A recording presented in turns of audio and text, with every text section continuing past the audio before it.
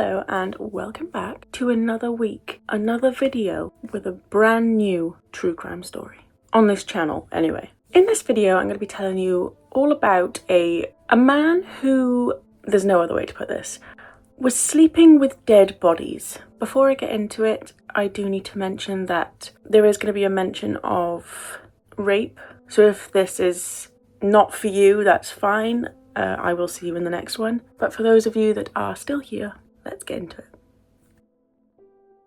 It's October 2009 in Cleveland, Ohio, and the police have raided house 12205 Imperial Avenue after receiving calls of a really bad smell coming from inside the house. And what they found was truly disturbing. So many dead bodies were inside of this house. Anthony Sowell was the owner of this house, and he seemed like a pretty ordinary guy. A little bit quiet, kept to himself, but ordinary, I guess.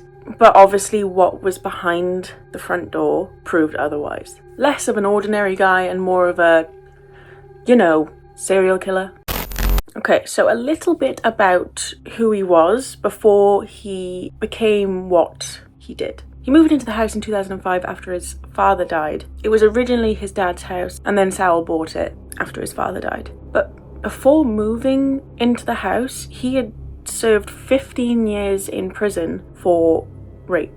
He even had a wife and child before going to prison, but when he came out, he decided not to try and get back in contact with them, and instead went on to dating websites. And that is where things turn. But more on that later.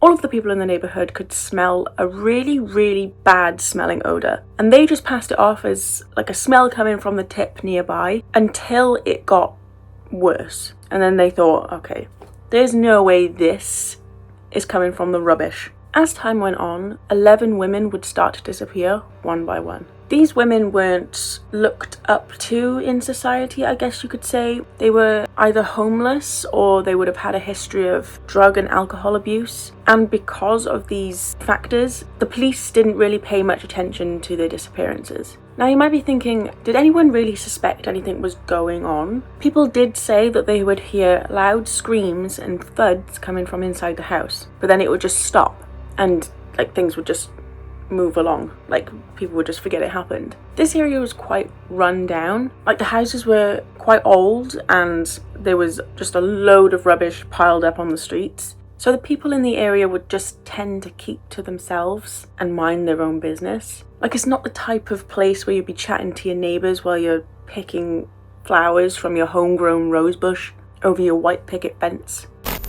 It's now October 29th, 2009. And a woman calls the police station completely out of breath, but she's really trying to tell the police what has happened. She told them that she had just managed to escape the house 12205, saying that the man that lived there was trying to kill her, and we all know who is living at house 12205.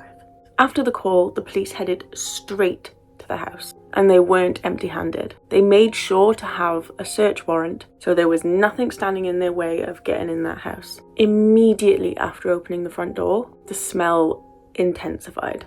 So much so that the officers nearly threw up. After a few minutes, the officers split up to go and search different parts of the house. One goes to the kitchen, where he's met with a pile of black bags that just look full, like they're about to burst open. Another one makes his way to the basement, but as he opens the door to go down there, just a swarm of flies come out. Another one goes up to the main bedroom, where he's met with the worst of them all. He sees a decomposing body on the bedroom floor. As they were all searching their different areas, they all heard a loud scream, and it came from one of the officers. He had just found another 2 bodies. One was under an old mattress, and the other was in a black bin bag in the corner of a room. One of the officers said that he was just walking through the house and accidentally kicked something. So as you do, you just look down to see what you've kicked. And he noticed that it was a human arm. They called the forensic team to come in right now, and they brought their high-powered flashlight. And the first place they used this was in the basement, because the other officer that opened the door didn't get a chance to go down there because of all the flies. so they don't know what's down there. And when I say they really wish they hadn't seen what they'd seen, they saw just bags and bags and bags piled on top of each other, all looking like they're about to burst. Some of them had actually been ripped open by the rats that were living down there, and they could see just decomposing human flesh. One officer steps forward to have a closer look in one of the bags. No human should have ever had to have seen what he saw. A human head with eyes staring back at him. They composed themselves after seeing what they just saw and carried on searching. And they stumbled across a long chain that looked like it had been used to chain his victims to the wall. The forensic team moved on to the bedroom, where they found a human skeleton under the bed, and they also found where the victims would have been killed. His actual bed. There were blood stains all over the mattress, seeping through the material. They found a box that was filled with just old wallets and jewellery. It was a box used to stash all of the victims' belongings. After completely searching the house, they went out into the garden and started to dig, where they found 2 more bodies. And after further investigation into those 2 deaths, they found that these 2 victims were buried alive. This wasn't something that Sowell had just decided to do one day. No, he had been studying. They found old tape recordings of serial killers just around his house. This is something that he wanted to do so badly that he made sure he got it right by watching and studying people that had done it before him. And the people that he did kill weren't random. He also planned out who he was going to kill next. Okay, remember when I said he was on dating websites? Yeah, let's circle back to that. One night, a woman called Gladys Wade was running down the street, covered in blood, frantically waving for help. She manages to find a police patrol car and begs them for help. They call an ambulance and rush her to get medical attention. And then after she's been seen to, she gives the police a full statement of what happened. She told the police that a man called Anthony Sowell had asked her to come in for a beer. After declining his offer, Sowell attacked her, dragged her inside before strangling her until she eventually lost consciousness. When she came to, she realised that all of her clothes were gone, and Sowell was still on top of her, strangling her. Eventually, she manages to escape and runs to a nearby restaurant. She asks for help there, but they tell her to just go outside and use a payphone to call for help. What a lovely town of people. Sowell chases after her out of the house and then tells neighbours that she was actually the problem. She tried to break into his house to steal his things and then just turns around and walks back into his house. And just to top off the whole situation, the police dismissed her statement as a he said, she said type of situation. Later that night, an officer went to house 12205 Imperial Avenue just to see if there was anything there that would indicate something happened. And they did. They found blood just outside of his house. This was enough for police to briefly detain Sowell for questioning, but he's only there for 2 days.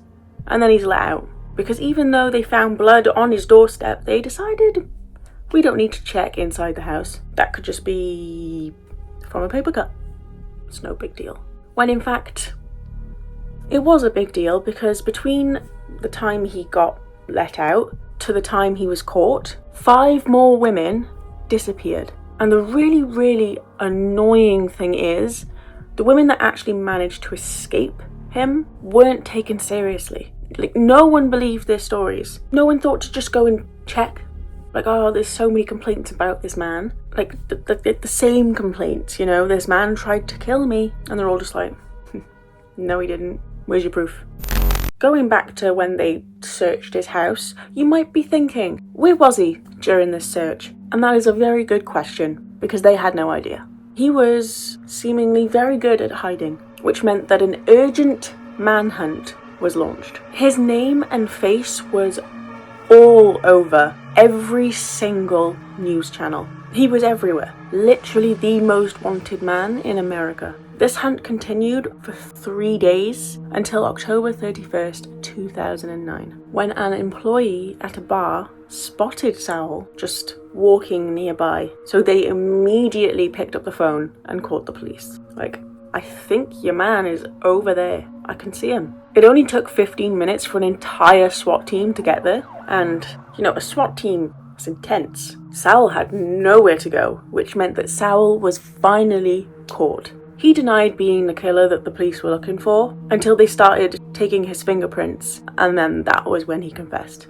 Because, his fingerprints are all over his house. They're all over the situations there. There's no denying that. Shortly after, they started identifying the bodies and then telling the public who they were so that the families could mourn their loss.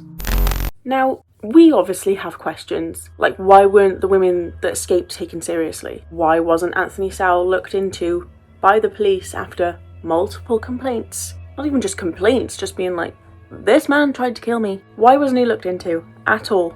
Why did no one bat an eyelid? And don't worry, we aren't the only ones with questions. After the news broke about Sowell, the victims' families were outraged, as you can imagine. Not just at Anthony Sowell, the man that did the unthinkable, but at the police. Because if they had just taken at least one of those women seriously, this would have stopped a long time ago.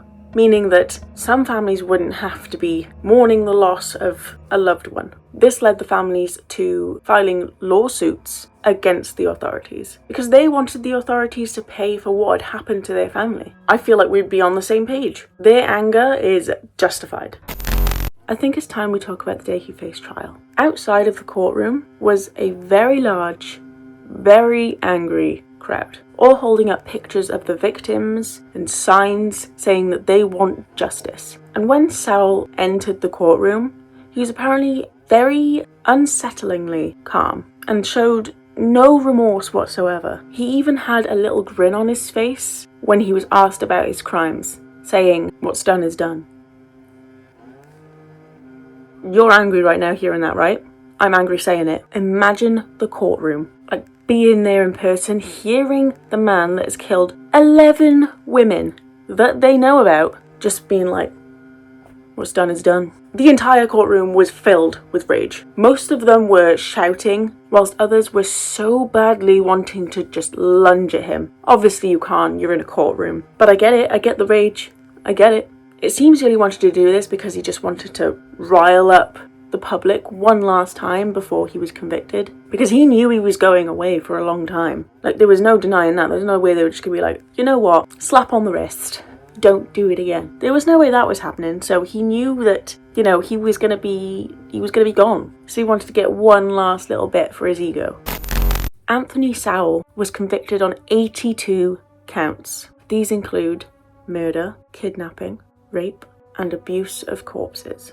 He was given the death penalty, which everyone was ecstatic about. That's the outcome everybody wanted. Obviously not Anthony Sowell, because while he was in prison, he was filing appeals left, right and centre to try and delay his dreaded day. But he never actually faced his execution. February 8th, 2021, so recently, he died in prison as a result of cancer. That is obviously not the outcome that everybody wanted. They wanted him to, I know it sounds horrible, but they wanted him to suffer the way that his victims suffered. That actually doesn't sound horrible, he deserved it. Just to hear that he passed away peacefully in his cell, that's not the outcome everybody wanted.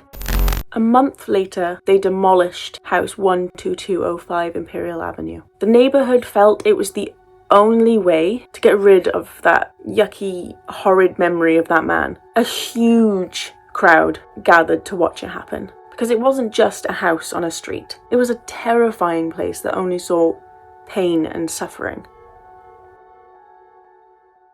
Every single time I film one of these videos, I'm always so shocked that people like this exist. I mean, I don't know why I'm shocked, that's just the world. People are going to be messed up. But it's just hard to wrap your head around, isn't it? Anyways, if you did enjoy, please like and subscribe. And I will see you next week with another true crime story.